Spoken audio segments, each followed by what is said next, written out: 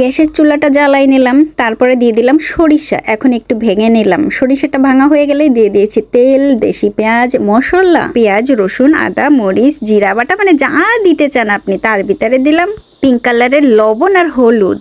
ভালো করে মশলাটা ভেজে নিয়ে দিয়ে দিয়েছি পানি। টমেটো ডিপে রেখেছিলাম কিনে এনে, মানে একটু সস্তায় পেয়েছিলাম, সেই টমেটো দিয়ে দিলাম। বেশ খানিকটা জাল হলেই দিয়ে দিলাম কই মাছ। তার সাথে দিলাম কয়েকটা কাঁচা মরিচ ও পাকা মরিচ।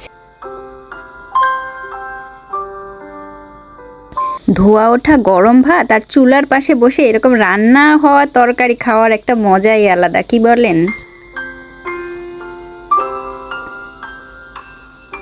সরিষা দিয়ে কই টমেটো এইভাবে রান্না করলে সেই রকমের স্বাদ হয়। আমি তো প্রায় সময় রান্না করি, একবার রান্না করে দেখতেই পারেন। কোরিয়াতে আমরা সাজো মাছ পাই না। এই মাছগুলো অনেক অনেক মাসের বা বছরেরও ডিপের হয়, প্রায় 2 বছর তো হবেই। আমি সবচাইতে বেশি পছন্দ করি মাছ খেতে, কিন্তু কোরিয়াতে আসার পরে সাজো মাছ তো পাই না, মাছের জন্য অনেক কষ্ট হয়।